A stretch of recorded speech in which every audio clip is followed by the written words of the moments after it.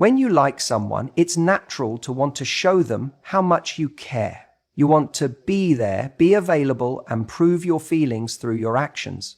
But here's where most people go wrong. They think that attachment is the same as love, that the more they show up, the more they check in, the more they express their desire, the more the other person will feel the same way.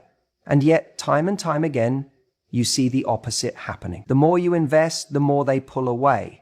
The more effort you put in, the less you seem to get back. Why is that? Because attachment kills attraction. When you are too available, when you make someone your priority before they've made you theirs, you unknowingly tip the balance of power. Attraction thrives in the unknown, in that space where someone is still wondering about you, still figuring you out. But the moment you become too predictable, too eager, too present, something shifts. Suddenly, what once felt exciting starts to feel expected. What once felt special begins to feel ordinary. Think about the things in your life you value the most. The things you've worked for, the things you had to earn. You cherished them because they weren't just handed to you. You had to prove yourself. You had to put in effort. And that effort made you appreciate them more.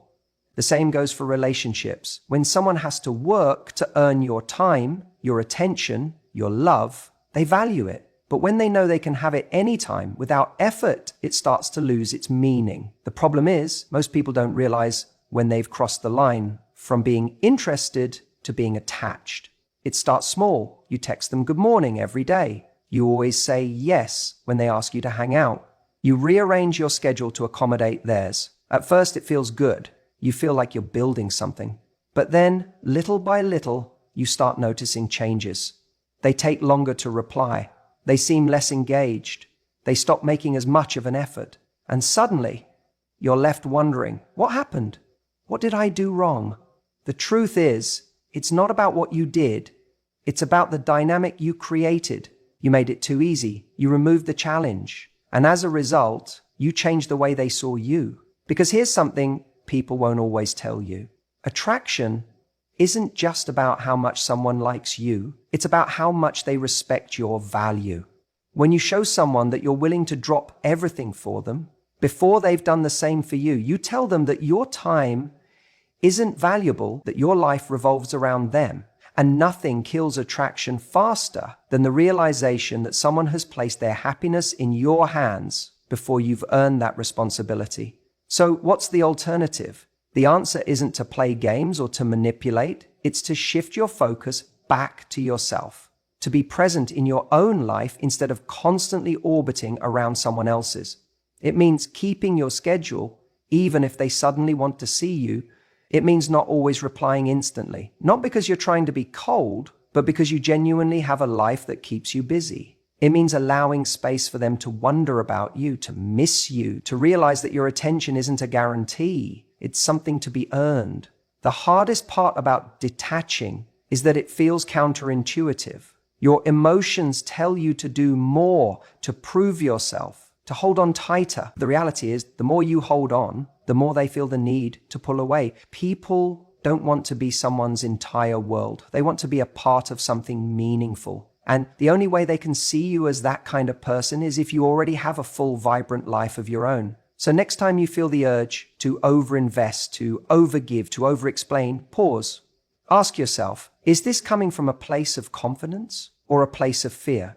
Because real confidence doesn't beg, it doesn't chase, it doesn't try to force something to happen, it simply is. And that, more than anything, is what draws people in. Have you ever noticed that the moment you stop chasing someone, they suddenly start paying more attention to you? It's as if the second you pull away, they wake up and realize your value. It's not magic. It's not some manipulative trick. It's human nature. We are wired to want what feels just out of reach. The moment something seems scarce, its perceived value skyrockets. Think about it. When was the last time you truly appreciated something that was always there, always available, always within reach? The reality is, the things we take for granted tend to lose their appeal. It's not that we don't care, it's just that we assume they'll always be there. But the second something starts slipping away, it triggers a response in us, a fear of loss, and suddenly we wake up to how much we want it. This is why letting go, detaching from the outcome, makes you more attractive. When you stop making someone your sole focus, they start to feel the space you create. And in that space, desire has room to grow. Because when you're constantly available, when you're always showing up, always texting first, always seeking their approval, it doesn't create excitement. It doesn't create curiosity. It doesn't make them wonder about you. Instead, it makes them comfortable. And comfort, ironically, can be the enemy of attraction in the early stages of a relationship. Attraction is built on a mix of desire and uncertainty. If someone feels like they already have you completely, without effort, their mind shifts from wanting to win you over to simply assuming you're there. And once they assume you're there, they stop investing. They stop trying.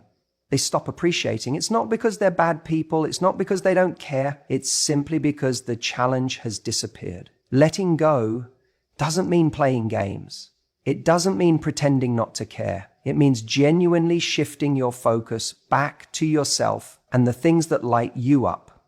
The paradox is that the less you make them the center of your world, the more they start wanting to be part of it. When you create a life that is exciting, fulfilling, and rich with experiences outside of them, they begin to see you as someone valuable, someone they don't want to lose. Think about the last time you met someone who had an undeniable energy about them, someone who wasn't desperate for your attention but was simply enjoying their life. That kind of presence is magnetic. We're drawn to people who don't need us, but choose to have us in their world. It's incredibly attractive when someone knows their worth and isn't afraid to walk away from situations that don't serve them. That confidence, that self-assuredness, makes people sit up and take notice. Now, there's a crucial distinction to make here. This isn't about pretending you don't care. It's about actually living in a way where your happiness isn't dependent on someone else's actions. When you give someone the power to dictate your mood, your confidence, your sense of self-worth, you lose control. And the moment they sense that, the dynamic shifts. But when you stand firm in the belief that you bring value, that you are the prize, that your life is meaningful with or without them, something changes. They start to respect you more. They start to crave your attention. Because now, your attention isn't guaranteed, it's something they have to earn. Think about exclusive events. When you hear about a party that anyone can get into, it's nice, but it's not exactly exciting. Now, imagine there's a party where only a select few are invited. Suddenly, that party becomes the most intriguing thing in the world. Why? Because it's exclusive, because not everyone gets access, because it's special. The same principle applies in attraction. If you give unlimited access to someone who hasn't earned it, they won't value it the same way.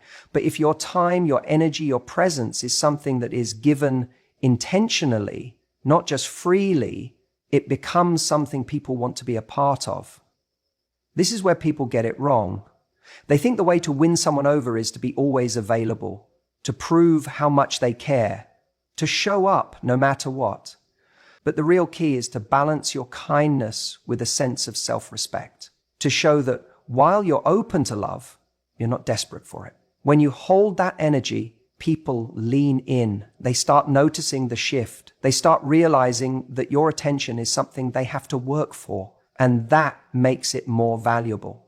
The mistake people make is thinking that letting go means losing.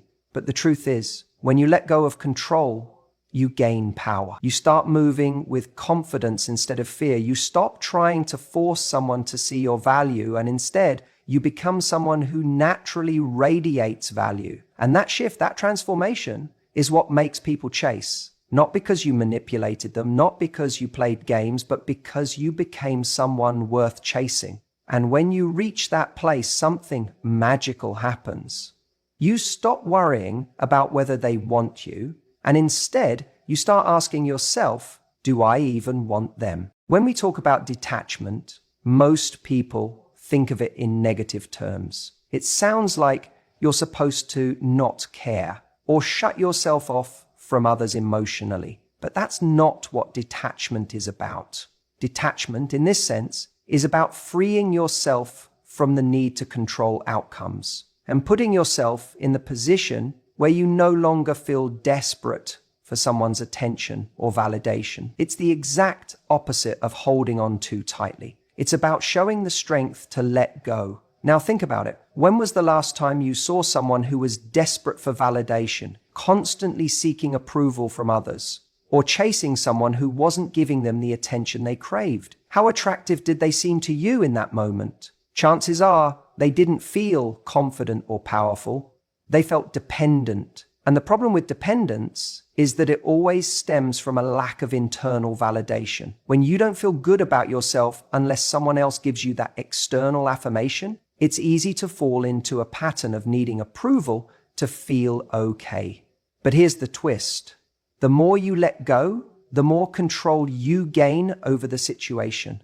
And that's where true attraction comes in. Letting go means releasing the need for someone to validate your worth or make you feel whole. And when you do that, you naturally regain power. Not because you're trying to manipulate someone or play games, but because you're showing that you don't need anything from them to feel complete. Think about the most attractive people you know. Are they the ones who are constantly chasing or looking for reassurance? Or are they the ones who carry themselves with self-assurance, who are focused on their own lives, and who draw others in because they have a sense of self-worth that doesn't hinge on anyone else's opinion of them? The truth is, those who have the most control over their own lives are often the ones who attract the most attention. You see, detachment isn't about being cold or indifferent. It's about showing that you can walk away and be perfectly fine. It's the ability to not tie your happiness to someone else's behavior. And it's this very freedom that makes you magnetic. When you're not attached to the outcome, you remove the pressure. The less pressure you put on someone, the more likely they are to feel free to get closer to you. This is exactly why the law of detachment works in relationships. The more you're focused on your own life and happiness, the more attractive you become to someone who's genuinely interested in you. You stop coming across as needy, and instead you come across as confident, independent, and intriguing. And let's face it, there's nothing more magnetic than someone who is unapologetically living their life, not waiting around for others to validate their existence. And here's the kicker: letting go also creates space for someone else to come in and choose you. If you're always the one doing the chasing, it creates an imbalance. But when you stop chasing and start living your own life, you put the ball in their court. Suddenly the person you were hoping would notice you now has the freedom to make a decision on their own terms. And the beauty of it is that decision will be rooted in genuine interest, not because you pushed or forced them into it. They'll want to be with you because they genuinely choose you, not because they were pressured into it. Letting go is also about finding your own value, separate from anyone else's opinion. When you no longer seek validation from others, you begin to realize that your worth isn't tied to the way someone treats you or the level of attention they give you. Your worth is inherent. And when you understand that, you stop chasing validation. And this is where you begin to truly radiate self-assurance. Now, don't get me wrong. This doesn't mean you become distant, detached, or avoid getting close to people. It simply means you don't need them to feel good about yourself. When you can honestly say that you'd be just as happy on your own, that's when your relationships begin to feel more balanced. You stop making someone else's behavior the center of your universe, and instead you focus on building a life that makes you fulfilled, with or without their involvement. When you become genuinely comfortable with the idea that you can walk away at any time and still be perfectly fine, you bring a new level of confidence into the relationship. It's this freedom that makes people feel safe around you. No one wants to feel like they're walking on eggshells or that they're the reason someone else's happiness hinges on the relationship. But when you show that you have your own life, your own passions, your own purpose, it takes the pressure off. And this makes the dynamic between you and the other person feel effortless. But let's be real. Letting go isn't always easy. We're wired to seek connection. And when we meet someone who seems to spark something in us, the natural instinct is to want to hold on. We start to fear that if we let go, we might lose them for good. But here's the truth. The more you chase, the more you push them away. The more you cling, the more you show them you don't trust in your own value. And the more you try to control the outcome, the more you lose the magic of true connection. Instead, when you practice detachment, you trust that the right people will show up in your life and that the right relationships will unfold when they're meant to. It's about understanding that you don't have to force things to work out. You simply have to allow things to unfold naturally, knowing that whatever happens, you'll be okay. The right person will want you because of who you are, not because of how much you're trying to make them want you. And in this space of trust, detachment becomes less of a tactic and more of a reflection of your internal state. It's not something you do to make someone like you more. It's simply how you live your life, because you've reached a place where you know that your happiness and fulfillment come from within. When you reach that point, relationships shift. They stop being about needing the other person to fulfill you, and instead, they become about sharing life, love, and joy with someone who is also complete in their own right. So, to wrap this up, the more you let go, the more you regain control. The more you detach, the more you attract. Letting go of the need to control outcomes and the need for constant validation frees you to live your life confidently, fully, and unapologetically. And in doing so, you become the most attractive version of yourself, a version who is at peace with who they are, not defined by anyone else's approval. It's this version of you that will magnetically draw others in because they'll see your strength, your independence, and the power of someone who knows they don't need anything or anyone to be complete. When it comes to relationships, we often focus so much on trying to understand the other person, to figure out what they want, how they feel, and how we can make them feel more comfortable. But here's the key to this whole thing. You can't build a lasting magnetic connection by constantly focusing on the other person.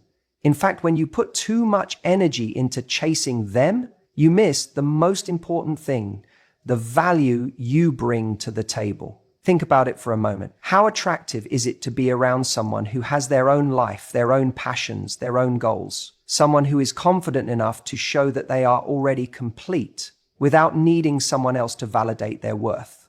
That's the essence of true attraction. Being someone who's content and fulfilled on their own. When you focus on yourself and your own development, your value becomes undeniable. You naturally draw people toward you because they sense that you're already whole, that you have your own path, your own purpose. Now, I know it's easy to say, I know my worth, but where's the connection? Where's the relationship? And while I get it, of course you want connection and intimacy, but let's think about it. If you're constantly thinking about how to get someone to notice you, or constantly wondering why they're not pursuing you as much as you want them to, you're not living authentically.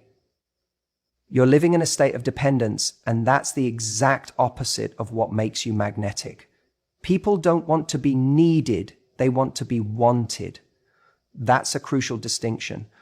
When you're constantly seeking someone's attention, you're broadcasting that you need their approval. The more you need it, the more it feels like a chore to the other person. And guess what? People don't want to feel like they're being chased. They want to feel like they're pursuing someone with their own life, their own world, someone who is living fully, whether or not they're in it. So, what does this all mean? It means that you should be prioritizing your own growth, your own development.